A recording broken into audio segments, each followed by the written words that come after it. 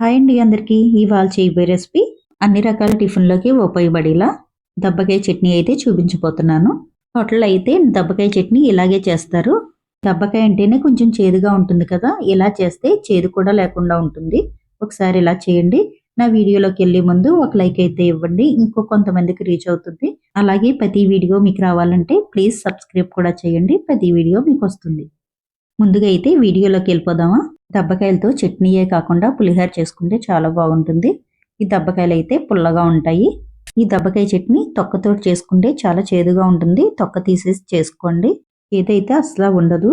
ఇలా ఒలిసేసుకున్నాక తొనల కింద తీసుకోండి. తీసేసుకుని కట్ చేసుకోండి.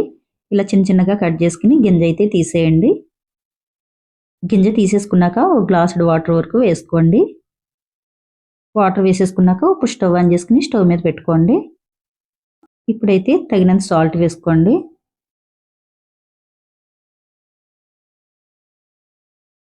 ఇప్పుడు తగినంత సాల్ట్ వేసేసుకున్నాం కదా, ఒకసారి గట్టితోటి కలుపుకోండి.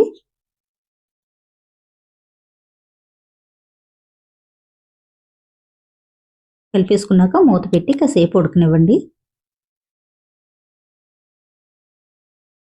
దబ్బకాయ ముక్కలు అయితే ఉడికిపోయినాయి కదా, ఇప్పుడైతే సరిపడినంత బెల్లం పొడి అయితే వేసుకోండి. బెల్లం పొడి వేసేసుకున్నాక బెల్లం పొడి కరిగేదాకా ఉడకనిస్తే సరిపోతుంది. బెల్లం పొడి కరిగిన వెంటనే స్టవ్ ఆపేసుకుని చల్లారి పెట్టుకోండి. చల్లారిపోయింది కదా, ఇప్పుడు తగినంత కారం వేసుకోండి. ఎంతైతే కారం పడుతుందో అంతే వేసుకోండి. నేనైతే 4 స్పూన్ల వరకు పచ్చికారం తీసుకున్నాను. కారం సరిపోతే మళ్ళీ వేసుకోవచ్చు, చూసుకుని వేసుకోండి. వేసేసుకున్నాక బాగా కలుపుకోండి. ఇప్పుడు కలుపుకునేటప్పుడే ఉప్పు కూడా చూసుకోండి, ఉప్పు సరిపోయిందో లేదోనో. సరిపోతే మళ్ళీ ఉప్పు వేసుకోండి. నాకైతే ఉప్పు సరిపోలేదు, మళ్ళీ కొద్దిగా వేసుకున్నాను. కలిపేసుకున్నాక మిక్సీ బౌల్లో వేసి మెత్తగా మిక్సీ పట్టుకోండి.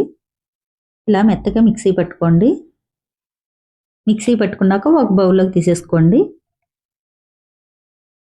బౌల్లోకి తీసేసుకున్నాక స్టవ్ ఆన్ చేసుకుని స్టవ్ మీద ఒక కడాయి పెట్టుకుని తగినంత ఆయిల్ వేసుకోండి. ఆయిల్ కాగాక పోపు దినుసులు వేసుకోండి. జీలకర్ర, ఆవాలు, ఎండుమిర్చి, కరివేపాకు ఇవన్నీ వేసుకుని కాసేపు ఫ్రై చేసుకోండి. ఈ తాలింపు పెట్టకపోయినా బాగానే ఉంటుంది ఈ దబ్బకాయ చట్నీ. పోపు దినుసులు అయితే ఫ్రై అయిపోయినాయి కదా, ఈ దబ్బకాయ చట్నీలో వేసేసుకోండి. పుల్ల పుల్లగా నోరూరించే దబ్బకాయ చట్నీ అయితే రెడీ అయిపోయింది. ఈ దబ్బకాయ చట్నీలో ఆవాలు, మెంతులు ఫ్రై చేసి పొడి వేయలేదు ఏంటా అని అనుకోవచ్చు మీరు. దబ్బకాయ పచ్చడికి అయితే వేసుకుంటారు ఈ చట్నీ, కాబట్టి చట్నీకి అయితే అవసరం లేదు. అన్ని రకాల టిఫిన్లోకి చాలా బాగుంటుంది దబ్బకాయ చట్నీ. ఇలా ఒకసారి చేసి చూడండి. నా వీడియో నచ్చితే లైక్ చేయండి, షేర్ చేయండి, సబ్స్క్రైబ్ కూడా చేయండి.